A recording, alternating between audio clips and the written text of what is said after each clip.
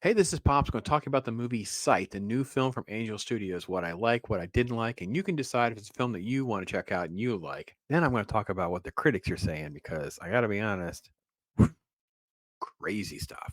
Here we go.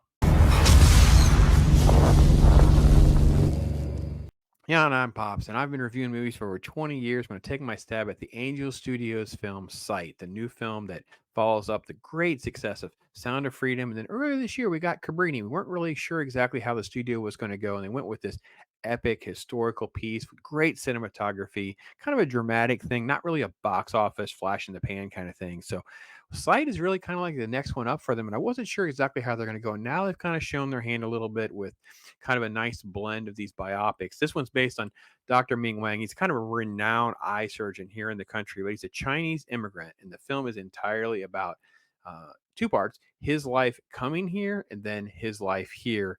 Kind of like this early breakthrough technology he did with a special type of contact lens that basically corrects blindness. All right, Ming's backstory in China is really beautifully done. A lot of great, beautiful shots. His dad was a doctor, so he's very inspired by that. The family didn't have anything. They were kind of growing up in the middle of this sort of like war torn revolution that was happening in China. So he was very encouraged to try to carry on and overcome a shutdown of the school at one point, facing these different revolutionaries or threatening people.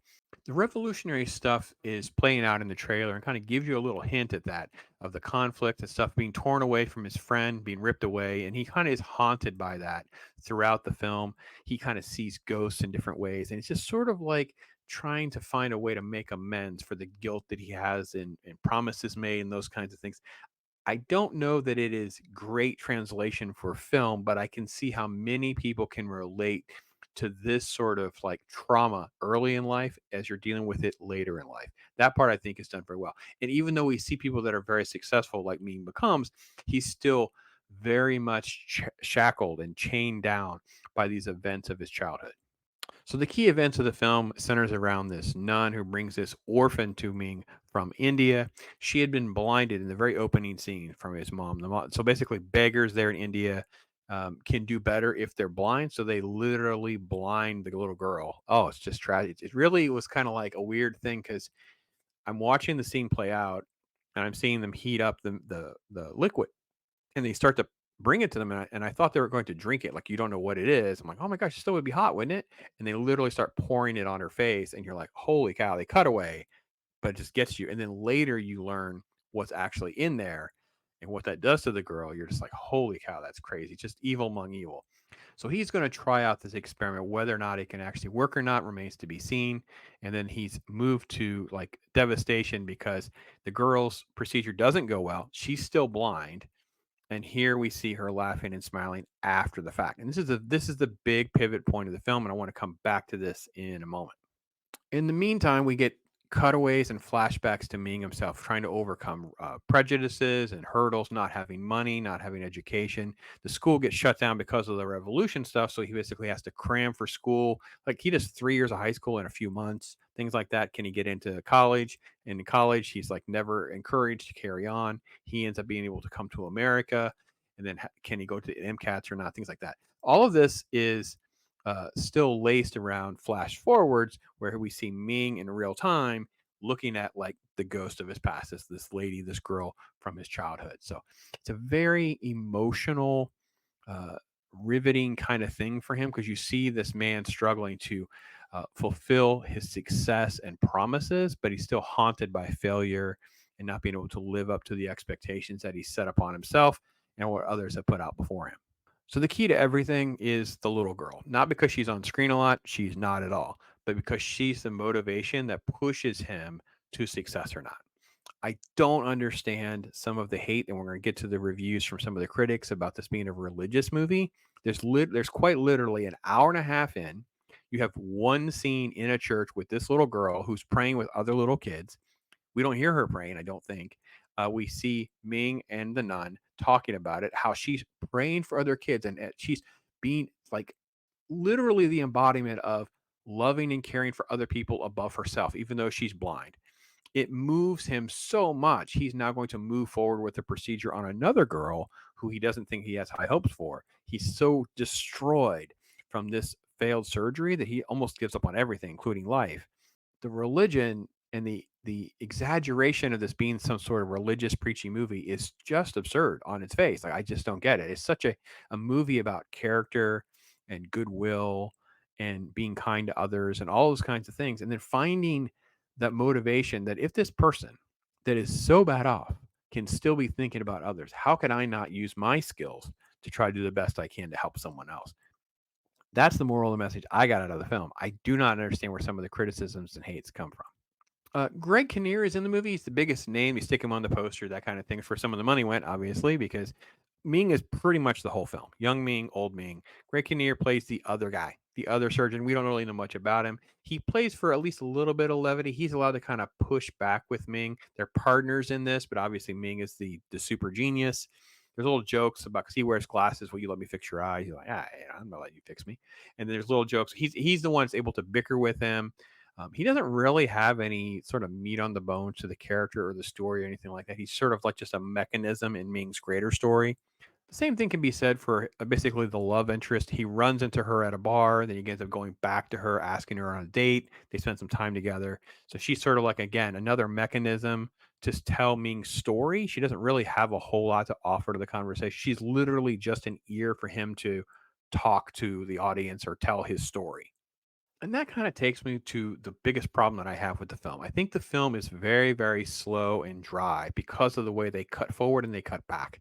Them telling Ming's story is so unevenly paced. Like we move forward, we don't move forward. We flash back, we don't flash back. There's literally a scene where they're going to go and talk and then they cut back, but then when they pick up in real time, they could have just alluded to a different part in the conversation. They didn't. It's just all out of order. It's like it's just the film is kind of a perfect example of don't tell a nonlinear story like this because you mess up all the pacing. It is not confusing at all because we understand clearly what's young Ming versus old Ming, but it just totally throws off your emotional journey. I felt like that is the main reason the film feels long, kind of boring, and kind of slow because you don't uh, you love Ming and you're resonating with him, but at the same time, you're always kind of pulled out of moments to go back into something in the past. But that's not necessarily helping you relate to him more or less. You already know these things. Like the fact that you learn later on that there were people that were bigoted to him and he had to overcome to work the job to get the money for MCAT. No one supported him, and then he aces the MCAT. Okay, he's already been proven to be the expert genius. Things like that. So overall, I actually liked Sight. I enjoyed it. I think it has a very positive, big moment near the end of the film. The problem is, it's like an hour and a half of not having that, having this very slow, methodical drama explained to you. I'm very happy that Dr. Ming Wang's story got told, and everyone can understand more about someone like this who is this uber genius that we sometimes don't hear about what they do in life, and then we find out their story. Like, holy cow, he overcame so much. Look at the excuses that we make for ourselves. So I find a lot of inspiration in that. I think it's really cool that we can tell a story. Angel Studios ran with it. So then that brings me to the critics and some of the things that critics have said. And I'm sort of kind of like blown away, like where we are in my disconnect from my fellow critics.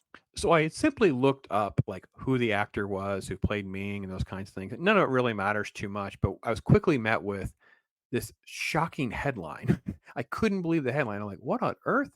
And it is uh, site review. Angel Studios snooze inducing biopic might have been better if it was a preachier. Okay. So then I look, it's written by Wilson Chapman over on IndieWire. And basically, it is, quote, it's absurd to say the film ends with an on screen QR code imploring viewers to pay it forward. Sight probably would be better if it was preachier, or at least it would be more memorable. And it goes on to just completely attack Angel Studios and religion without any real reason. It's completely absurd. I do not understand. They call it basically a cheap contemporary Christian cinema that that both its production company and its director Andrew Hyatt specialize in. But whenever the movie looks like it might go full Christian, medical drama a la the inexplicably Oscar nominated Breakthrough, it always pulls back from launching into a sermon. That is 100% true. This film is not religious centric at all. It's just none of those things. It's the one procedure works, the one procedure does it. There's no miracle God thing involved or anything like that at all. Sure, there's the kindly nun and the unbearable, syrupy, sweet church scene. Is it really unbearable and syrupy sweet?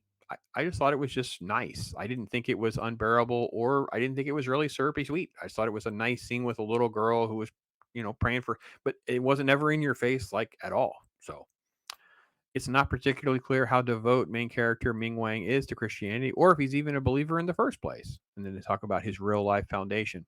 All of that is also true. The lack of aggressive shilling for the world's most powerful religion. Do you think this person has a problem with Catholicism? Makes slight less irritating than Angel Studios' other film, Cabrini. It's definitely less repugnant than their genuinely despicable breakout hit, Sound of Freedom. I did not click over to read what they call the generally despicable breakout film. Maybe we should do that. This is crazy. This person hates.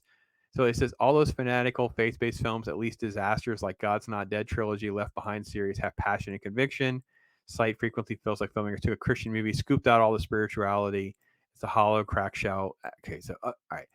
If you go into a movie and you are so anti the company and so you can't even remotely set aside any of you're literally putting things in the movie to just to say you don't like things that aren't in the movie. It- literally the person is saying, I wish this movie had even more things I don't like so I could hate on the film more, but instead it's more bland and boring from a studio that didn't make bland and boring movies that I also hate. It's like you just hate Angel Studios, you hate Christianity, you hate Catholicism. I just I can't believe this is where we're at. This is a person that is treated as a credentialed critic that anyone cares about their opinion, let alone have a paid position of some persuasion, presumably over at IndieWire. Most of the reviews, because I just looked at the headlines, I didn't go into others. We're talking about how bland the film is boring, whatever. And I'm not saying I totally disagree with that. As I said before, I think the pacing of the film gets all messed up. And I think if you took all of young Ming's story and you put it all together, it'd be very inspirational about someone who's overcoming. Then if you took older Ming, you'd see this sort of like emotional conflict of, whatever it's two kind of pieces that aren't threaded together well, and it's not a rewatchable sort. It's like a one and done kind of thing. It is not the worst movie in the world. It is not a great movie. It is not some sort of Christian love fest, bash you over the head, or any of that kind of nonsense either. Despite what whoever might say so, it's sort of just a middle of the road. I think it's shot well, executed well. Everyone is satisfactory. I think that it's underutilizing other actors and moments that could be flushed out and be a lot more impactful for the audience. But I think younger Ming has all of the best parts. Older Ming is sort of stoic and emotional. Things like that are very internalized, so it doesn't really come out as much. I think that's where things fail. So overall, sort of like middle of the road for me, kind of like a 2.5 out of 5. It's okay. If you're really into sort of like that sweet, clean, feel good kind of moment kind of thing, as long as it's dry, it's kind of slow, you're probably at a star or so for that. But if you were thinking that you're going to get something Oscar worthy, whatever, this is not your film. So it's not a horrible film. I'm sure Angel Studios will do just fine with it because it's another sort of like biopic tale that no one else told, and it's done in a pretty good way for the most part. It's again, it's one of those things where the bar has to stay high for films that are better. That's just kind of where it is. So it gets to be held up against those things that were better executed in other films in other ways. So that's my take on it. Love to hear from you guys if you've seen it, if you want to see it. What do you think about this crazy critic? I'm sure they're not alone. Clearly, there's many critics that are like that. But wow, that was a pretty extreme win for me. So anyway, take care, everybody. Love to hear from you. I am Pops.